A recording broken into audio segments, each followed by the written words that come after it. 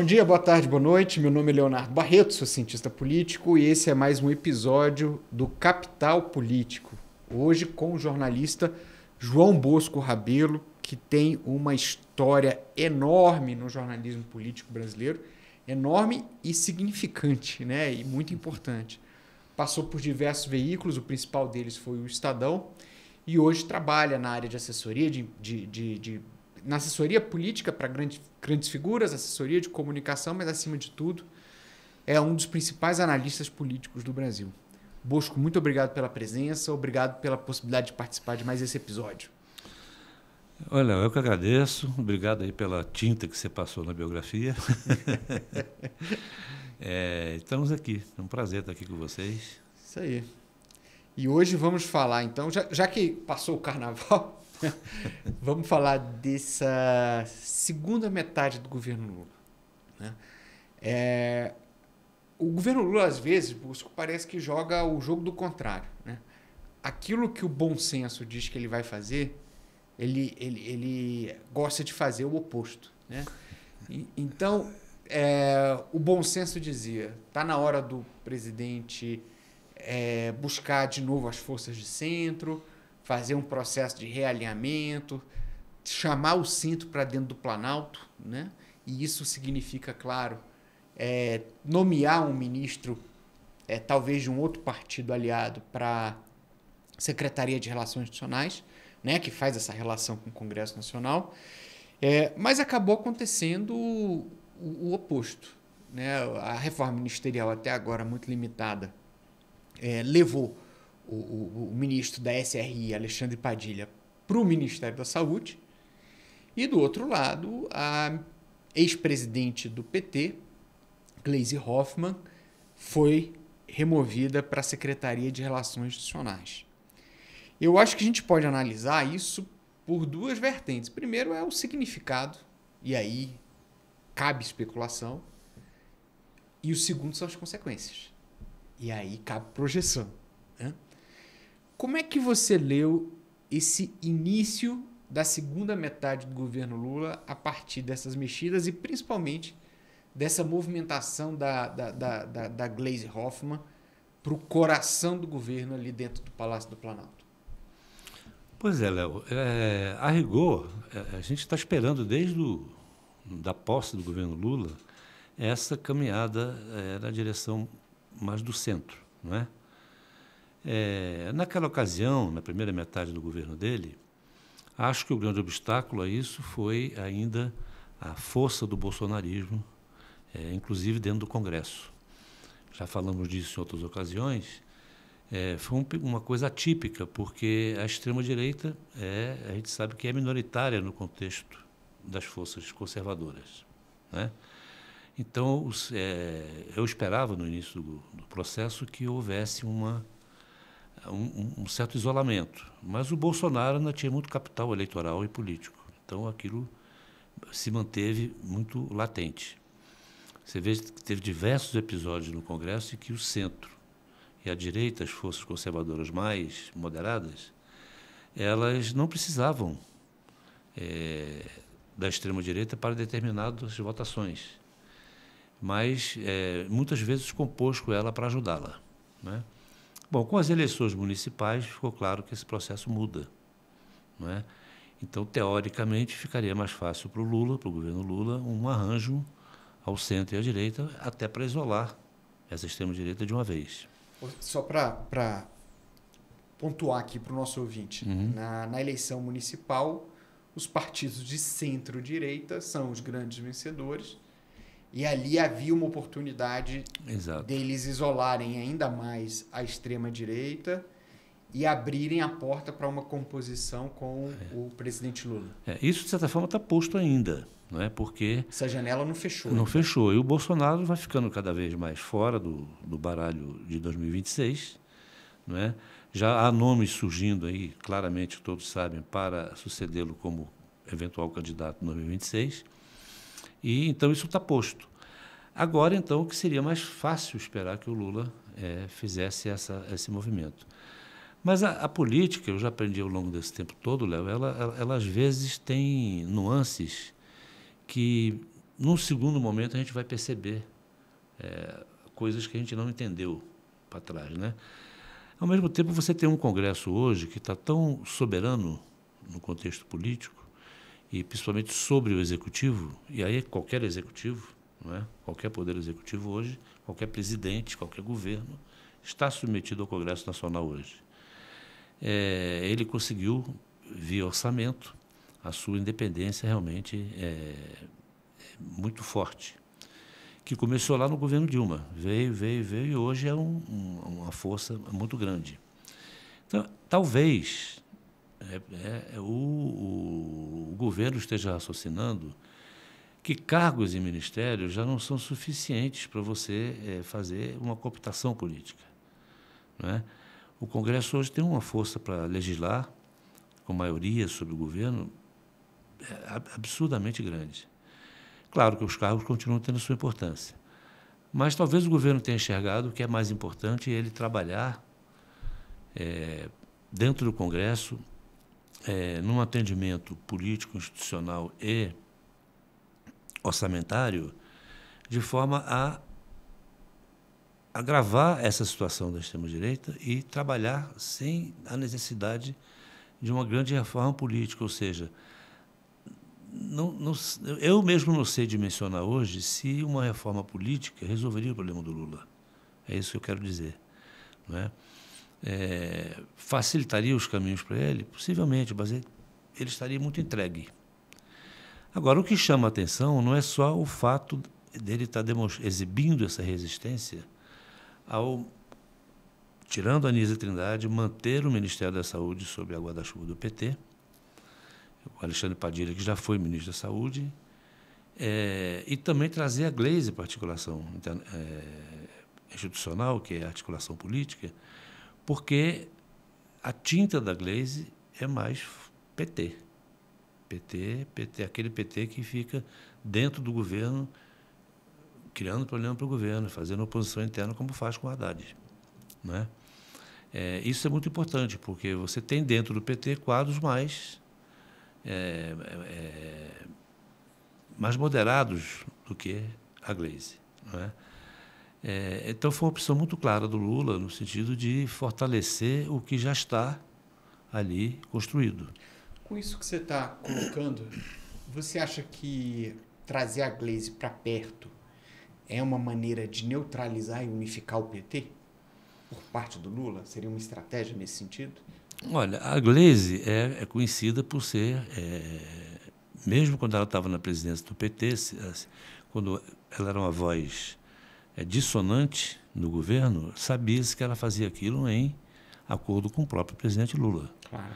Que fez esse método, né, no primeiro e segundo mandato dele, fez com o Palocci, fez anteriormente no início do governo, fez depois com a equipe econômica, fez com o vice-presidente dele, que era o Zé Alencar, né?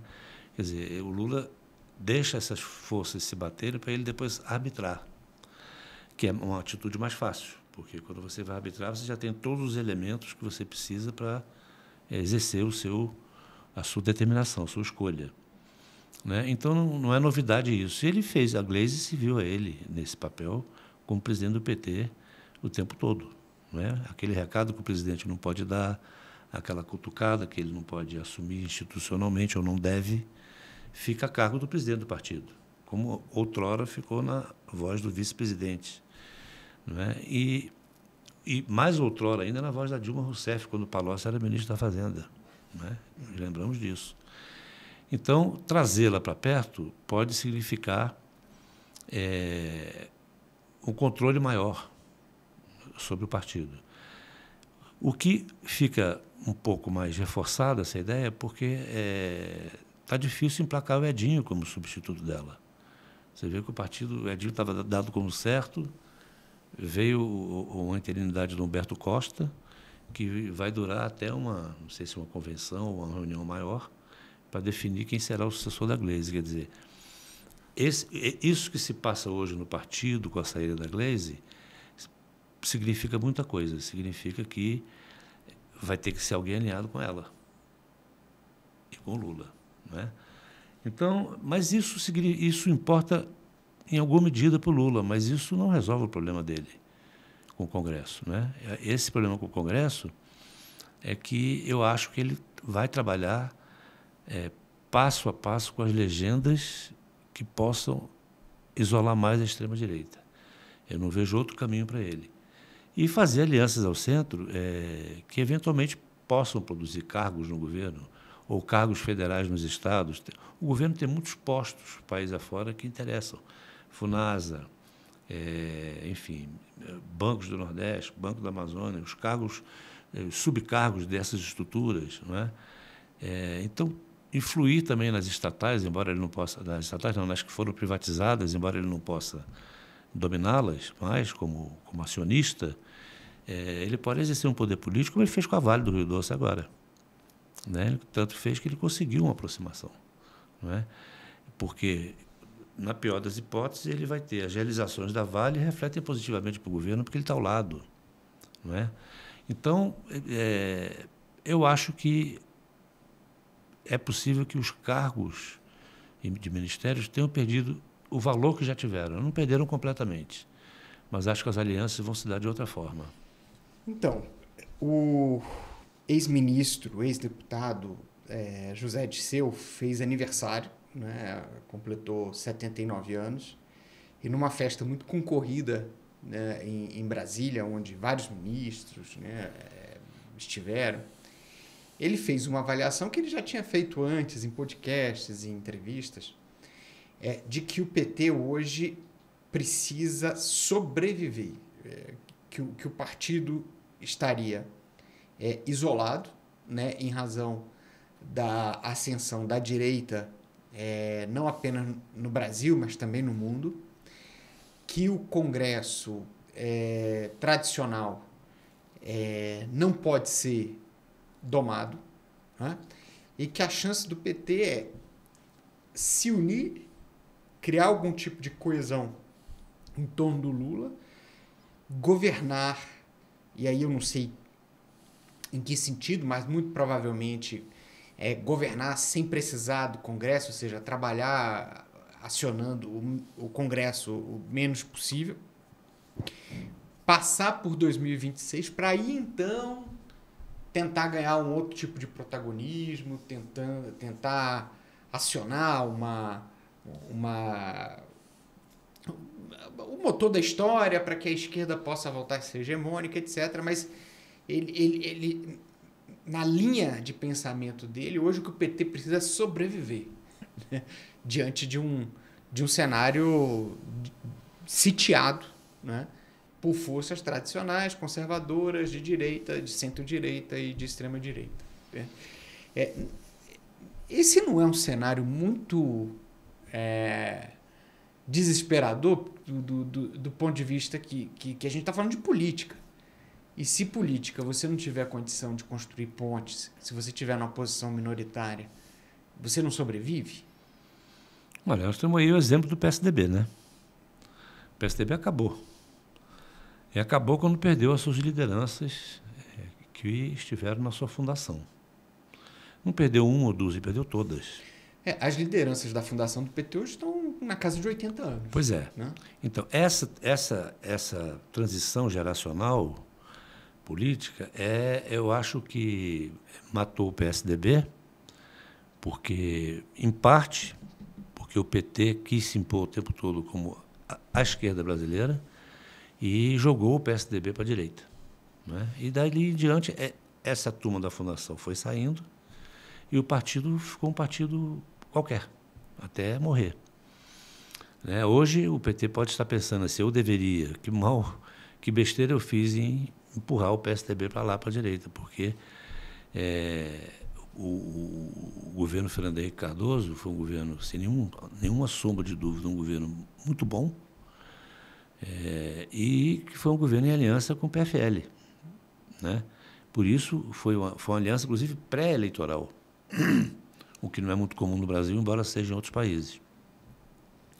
Então, o PT hoje não tem esse parceiro, não tem essa coisa mais próxima dele. E o outro problema que eu vejo na fala do Zé Dirceu é que, se não nessa mesma fala de agora, se você juntar os raciocínios que ele fez ao longo recentemente, você vai perceber o seguinte, que tudo isso, quer dizer, a sobrevivência agora é necessária, mas para você fazer uma transição do PT para uma esquerda moderna. Porque a esquerda brasileira ficou no discurso dos anos 70. Ela perdeu a periferia. O Zé Dirceu menciona isso, né?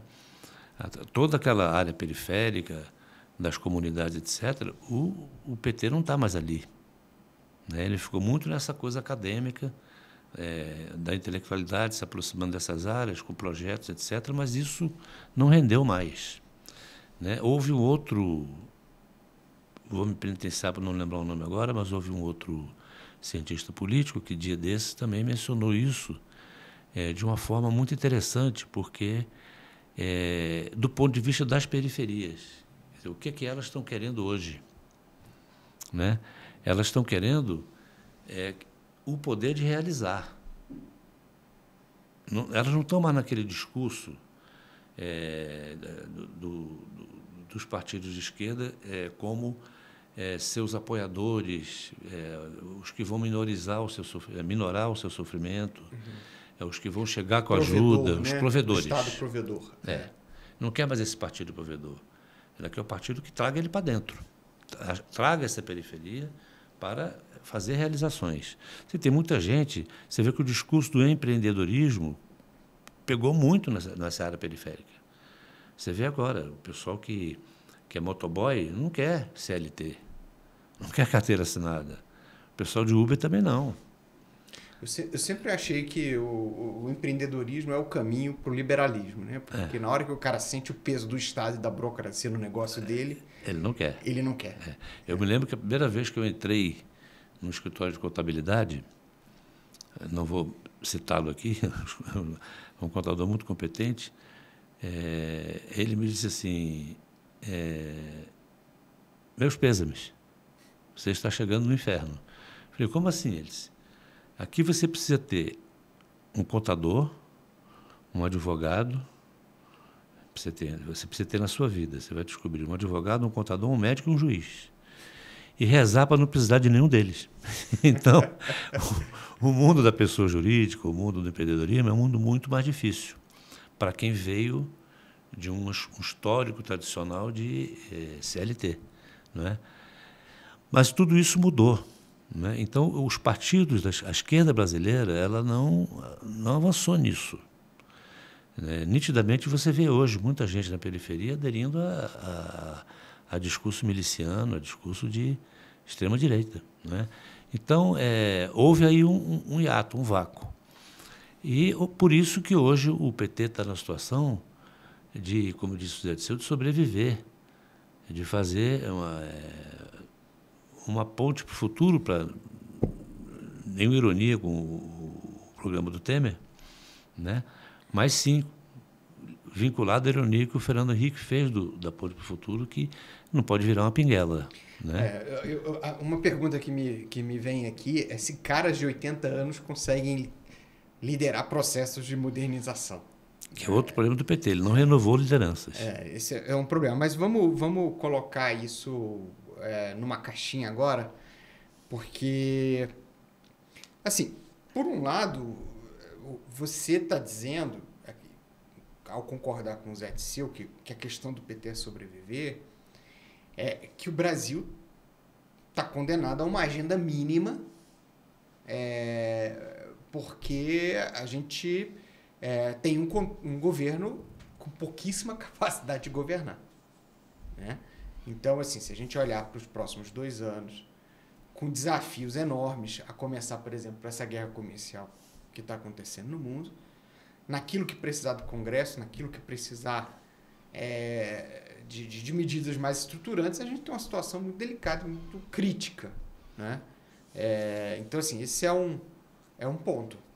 E, por outro lado, essa vinda da Gleisi é quase um manifesto de desistência do PT, do presidente Lula, né? De tentar essa composição, essa coalizão. Agora, com um governo com baixa capacidade, desafios internacionais gigantescos, um Congresso refratário. Eu quero falar um pouco do Congresso em especial daqui a pouco. E o governo adotando uma atitude de se encolher na sua conchinha, né? O que a gente pode esperar disso? Ou essa é uma visão errada? Porque pode ser que a gente não esteja vendo também a verdadeira tinta dessa pintura. Tem algo sobre a Glaze que a gente não falou aí, por exemplo, mas você tenta imaginar uma empresa, não é? Ver o partido como uma empresa, não é? É como se ela tivesse agora pessoas que estavam lá júniores, estão virando sêniores, porque as lideranças mais antigos, como você disse, estão já fora do jogo, não é? E esses sêniores são poucos também, são poucos. Então, talvez esteja muito aí essa menção do Zé Dirceu a você sobreviver a um processo, a esse momento de agora, para poder tentar se transformar mais na frente. Numa palavra, o PT, se não mexer, ele corre o mesmo risco do PSDB. De virar um partido cada vez menor e sem quadros muito relevantes, porque o forte do PSDB eram os seus quadros. Assim como o PT também tinha quadros da esquerda muito, muito, muito fortes, muito interessantes, muito experientes, não é? Também intelectuais muito experientes e tudo. Esse acervo o PSDB perdeu, e o PT também, em parte, porque ele é um acervo que depende muito da geração. Né? Então deixa eu pegar essa linha e, de novo, dar uma outra tinta sobre a nomeação da Glaze, porque eu acho que a gente tem que desvendar isso. Tem que tentar explorar, né, as muitas possibilidades, né, sobre isso. Assim, a gente fala muito significado, mas a gente tem que falar também de consequências. Você interpretou a fala do Zé Dirceu não apenas como uma sobrevivência eleitoral. O PT precisa passar por uma sobrevivência eleitoral, mas também como o PT precisa sobreviver à sua própria transição. A ele mesmo. A ele mesmo. Pode ser até o nome do episódio agora, sabe? O PT precisa sobreviver a ele mesmo. Então, assim, trazer a Glaze para próximo, criar algum tipo de ponte com a Haddad, né, de certa maneira, significa também entregar a chave do carro na mão do filho. Né? Em alguma medida, a gente pode colocar isso. E não há pai que o faça sem vertigem, né? Sem vertigem. Agora, eu queria explorar contigo essa disputa que está havendo para o controle do próprio partido. Porque o presidente Lula, fazendo como ele sempre faz, você mesmo colocou aqui, né? Ele gosta de colocar adversários e deixar esses adversários discutirem para ele poder chegar e mediar. Ele está patrocinando um candidato a presidente do PT que não é da linha da Glaze, exato, que não é na linha dele, né? Não é nem da sua própria... Ou seja, ele está tentando manter essa situação de divisão interna dentro do PT com a nomeação a eleição do Edinho para Edinho Silva, né? Para substituir Gleisi Hoffmann na presidência do PT. Mas existe uma novidade aí. Há uma rebelião no PT. Uma rebelião no grupo da Glaze, como a gente soube essa semana, né? Numa reunião feita no apartamento da ministra com representantes dessa corrente, né, para poder dissuadir o Lula da sua opção. Como é que a gente interpreta, então, essa rebelião, né, nesse contexto de transição que a gente está olhando? Eu acho que tem duas coisas, né, Léo? A primeira é que o PT sempre funcionou assim. Diversas correntes partidárias. Elas se digladiam ali dentro e depois saem para uma posição no executivo e depois vão... Ali você tinha tanto que quando o PT fez a reforma da Previdência, quer dizer, o primeiro governo Lula tocou a reforma da Previdência. Porque a reforma da Previdência foi feita em vários governos. Ela foi aos pedaços. Mas o governo Lula entrou nela. Quando entrou, a dissidência gerou o PSOL, né? Que era uma das correntes do PT. E Luiz Helena, né, principalmente. Era uma das muitas correntes do PT. Agora, o problema de um partido que opera nessa circunstância é quando ele vira poder. Porque o governo não pode ser um governo de diversas correntes. Então, aí o Lula exerceu sempre a sua liderança histórica sobre o PT. O governo dele ia na linha e todos podiam continuar brigando lá dentro, mas aqui é outra coisa. Isso, aparentemente, isso não é mais esse toque de Midas do político do Lula em relação ao PT, parece que ele ficou mais guardado. A gente não vê ele usar tanto isso. De outro lado, o ex-presidente Sarney falou, não sei se foi ontem ou anteontem, uma coisa muito interessante na entrevista que ele deu, se não me falha a memória, ao Globo, em que ele menciona o seguinte: também acabou o espaço no partido para lideranças que fiquem maior que os partidos. Os partidos estão dominando o pedaço, estão mandando. Então, aquela autonomia, por exemplo, agora, se você estava conversando comigo momentos antes, as comissões. Você vê que os partidos já estão caminhando para uma mudança nas comissões ali, para o cara tirar o presidente da comissão, o seu partido, tirar ele na hora que o partido quiser. O Bosco, fazendo um parênteses, eu lembro de um amigo uma vez que ele estava procurando um partido para se candidatar e ele recebeu um convite do antigo do PMDB. E aí a palavra enfim, a frase que usaram para tentar convencê-lo foi assim: olha, venha para o PMDB porque aqui é um partido onde você não precisa se preocupar com o partido. Isso ficou para trás. O MDB ainda conserva um pouco isso. Você viu até o Sarney, nessa mesma entrevista, ele menciona isso, que o MDB, que alguém pergunta a ele, o entrevistador, se ele acha que o MDB deveria ir com o Lula para 2026 e o apoio agora maior no Congresso. E ele foi taxativo. Eu acho que deveria ir, porque é um dos poucos partidos que conservam ainda uma democracia interna. Ou seja, ter espaço para os parlamentares exercerem uma certa autonomia em relação à direção partidária, não é? No resto, acabou. Então, isso também é uma dificuldade, porque para negociação tete a tete, caso a caso, ou em bloco, do governo com os partidos. Porque a decisão tem que ser do partido e o resto obedece. Então, é uma outra dificuldade, é a força partidária no Congresso, que era uma coisa prevista quando da reforma política que houve. Exatamente. Só que ela está no meio do caminho, porque essa reforma não completou seus efeitos ainda, não é? Então, como o Sarney disse, é um momento muito difícil para o Lula, seria para qualquer outro presidente, mas o presidente é ele. Então, é um momento muito difícil político, externo, né? Essa decisão do Trump, por exemplo, essa linha de atuação inicial do Trump, ela, não só no Brasil, ela vai estimular conflitos em todos os países, em conflitos internos políticos, porque vai dividir lideranças, não é? Então, não é casual isso.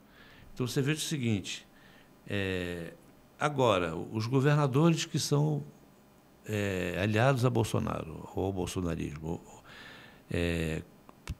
vamos ficar num exemplo, o Zema, né? Porque Minas é um estado produtor de minério, não é? Aço, né? Tudo isso. Então, como é que ficam esses governadores que declararam lealdade absoluta a Trump? E o governador de São Paulo, Tarcísio Freitas, que também declarou lealdade ao governo de Trump? E os diversos parlamentares que estão espalhados em diversos partidos da direita, à extrema-direita, que se comunicam diariamente com o pessoal do Trump, fazem declarações públicas. Agora o Trump está vindo para cima, não só do Brasil, mas vamos ficar aqui no caso do Brasil, com taxações imensas que vão prejudicar fortemente a economia brasileira. Só nessa questão do aço, me parece, posso estar errando aqui, que eu nunca fui bom de economia, mas parece que são 4 bilhões o prejuízo com essa taxação. Porque o Brasil é o segundo maior exportador para os Estados Unidos do aço, né? O primeiro é o Canadá, né? E o Trump jogou 25% para todos os países, quer dizer, não tem um recurso para você mudar de importador, não vai alterar o jogo, né? Vai ter que ser pela negociação. Então, certamente isso vai ser explorado. Por que o Lula já está dizendo aí? Quer dizer, o Lula mandou segundo o Haddad disse hoje, o Lula determinou que o caminho dos Estados Unidos é a negociação. Sem estardalhaço, palavras do Haddad. Segundo a orientação que ele recebeu do Lula, para trabalhar, o Brasil já viveu situações difíceis anteriores nessa coisa, sempre foi negociado. Vamos mostrar que a equação não guarda uma lógica para o Brasil em relação aos Estados Unidos. Vamos conversar. Agora, para fora, no palanque, o que disse o Lula lá em Minas, ao lado do Zema? Né? Se dirigindo ao Trump. Não adianta gritar, não. Eu não tenho medo de cara feia. Porque ali é um discurso eleitoral. E como é que o Zema vai responder aquele discurso em cima do palanque? Não é? Vai ficar contra o Brasil? Porque é isso que o jogo político estabelece. Né? O Trump está constrangendo até os republicanos que votaram nele, né? Pois é.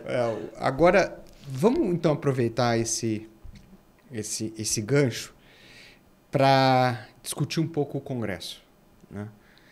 E aí é claro que se você tem um governo que tem dificuldades de implementar suas decisões, do outro lado da balança, a gente tem uma Câmara e um Senado sob novas lideranças, do Davi Alcolumbre não tão nova, já está sinalizando querer compor, né, com o governo, com o STF. Alcolumbre tem pouquíssimo constrangimento em negociar, né? Só que essa posição do Alcolumbre a gente ainda não consegue enxergar no Hugo Mota, né? E aí a gente já consegue...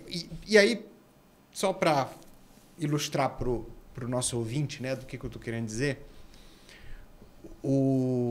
havia uma anedota aqui que, mesmo detendo muito poder, os atores, muitas vezes, eles levam um certo tempo para reconhecer que tem esse poder, né?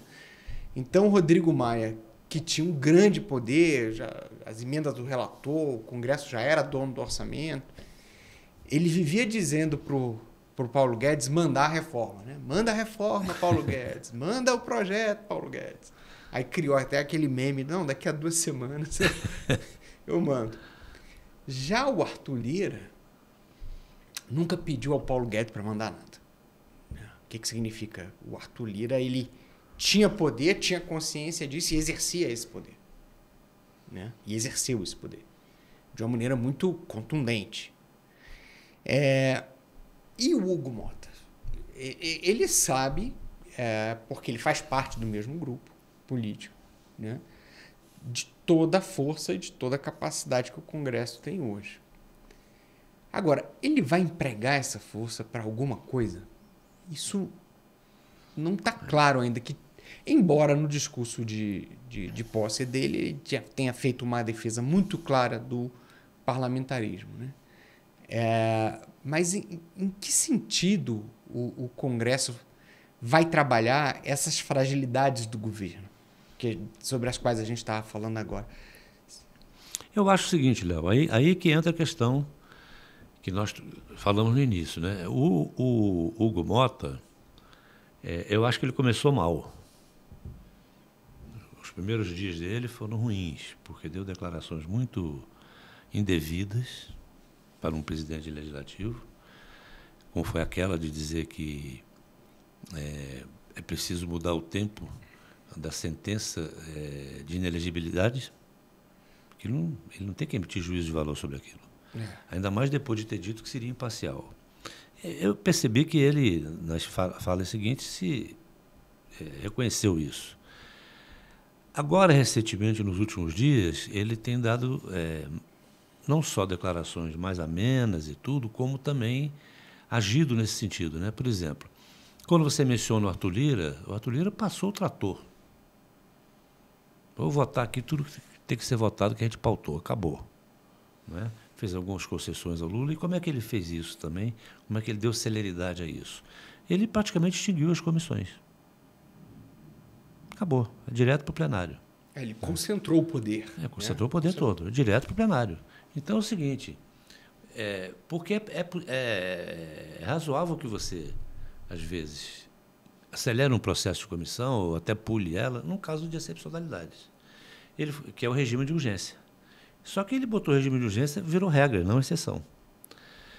E isso era uma reclamação muito grande. O Hugo está dizendo que vai restabelecer a questão das comissões. E você repare o seguinte, um discurso recente do Hugo Mota na direção de uma sessão, também achei que ele errou o tom, porque não se fala assim como ele falou com os deputados, mas o conceito estava certo. Não é? Que ele prometeu acabar com o comportamento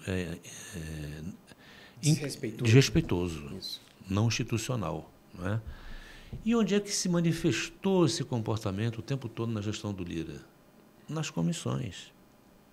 Foram esvaziadas, viraram palco de debates e de quase estúdios de TV para você fazer recortes de internet para suas campanhas, para as redes sociais, etc. E aí o deputado, para fazer isso, xinga o outro, briga, porque ele precisa mostrar para o eleitor dele que ele está quase batendo no outro. Não é?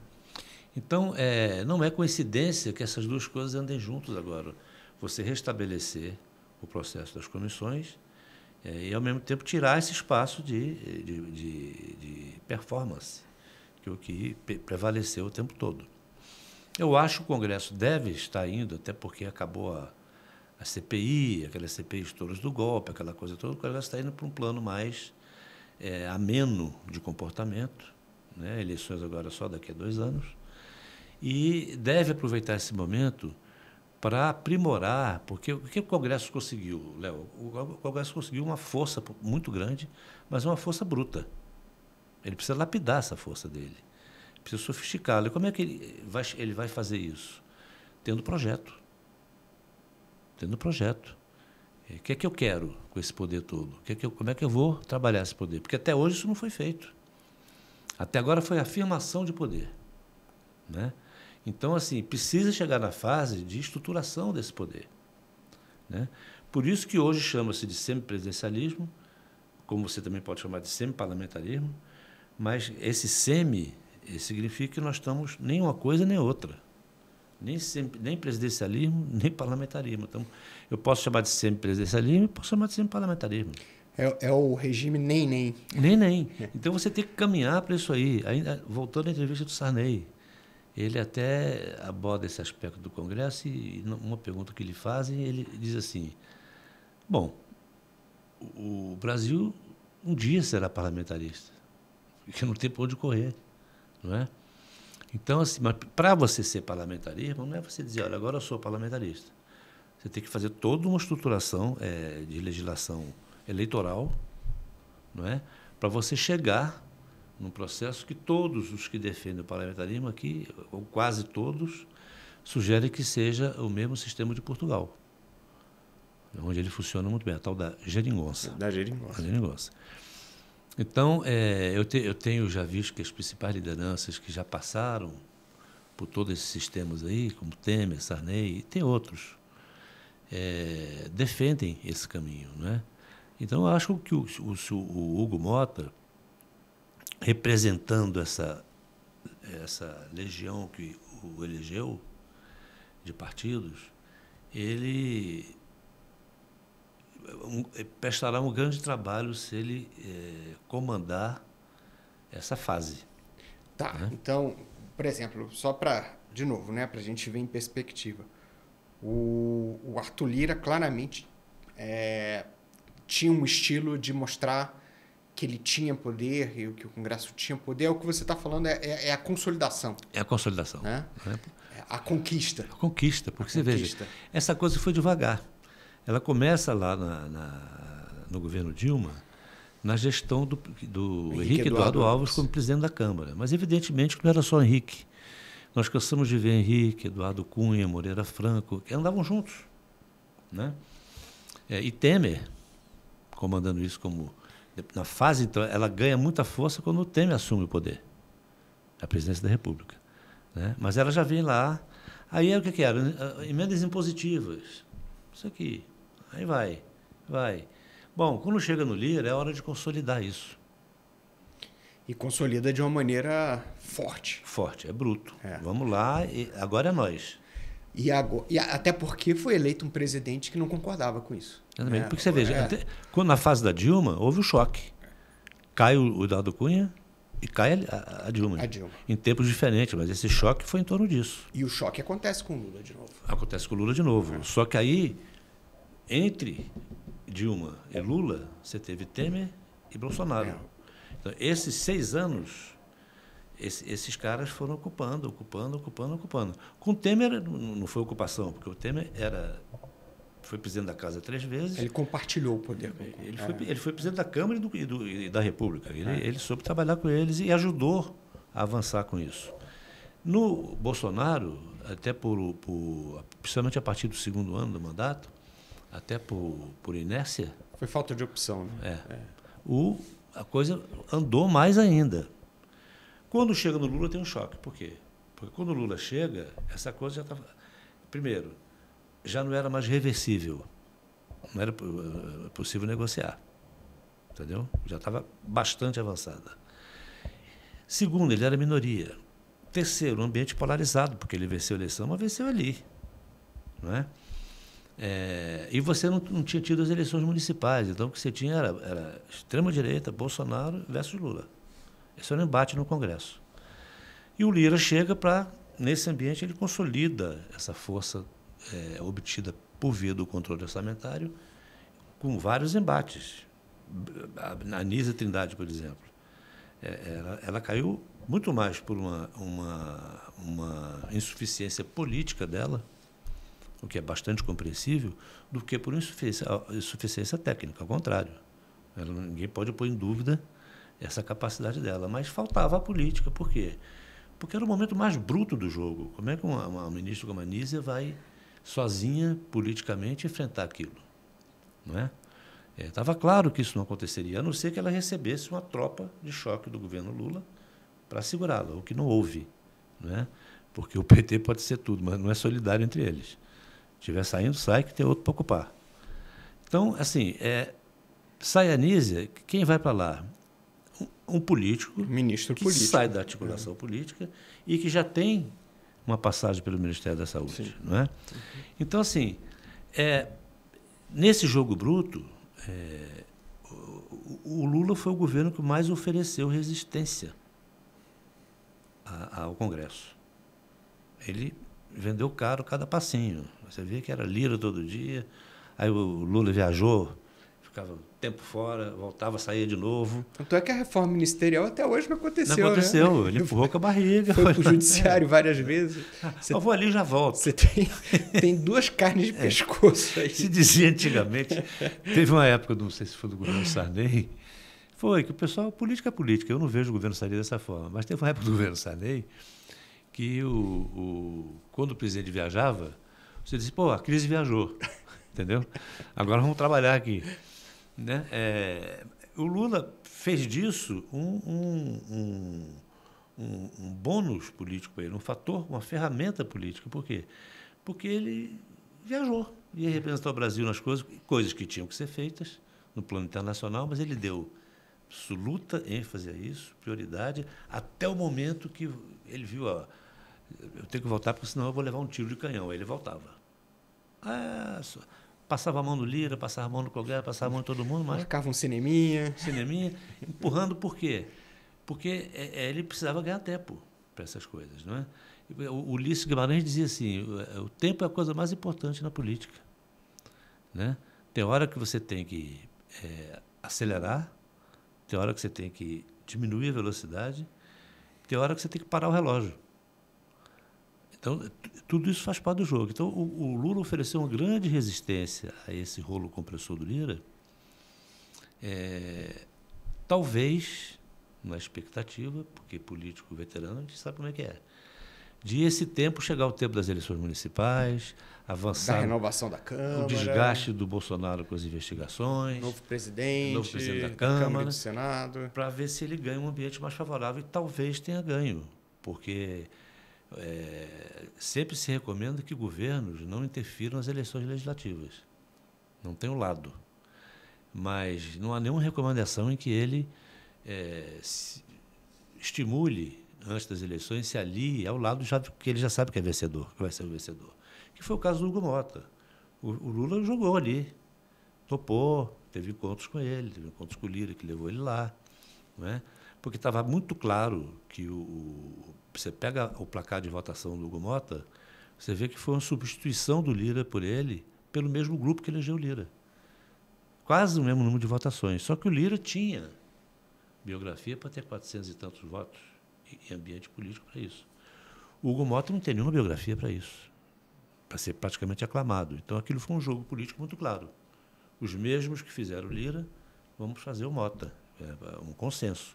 E isso foi levado ao governo antes. Né? Por isso que eu acho que agora, talvez o Lula consiga um diálogo melhor. Por quê? Porque o Congresso está menos extrema-direita, isso é respaldado pelas eleições municipais, não é?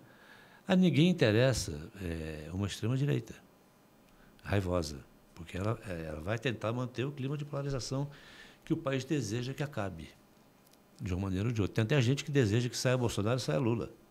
É legítimo quem pensa assim. Mas isso só mostra que o país não quer mais isso. Né? Então, talvez a gente caminhe para uma situação dessa. O Hugo Mota, eu acho que o Hugo Mota vai ser, como todo presidente da Câmara deve ser, um reflexo da Câmara que ele comanda. Não é? Eu não acho que ele tenha ainda um quilômetro rodado para ser um líder da Câmara. Ele vai ser mais um espelho da Câmara. Ele vai representar a Câmara. Você entende? Aqui e ali.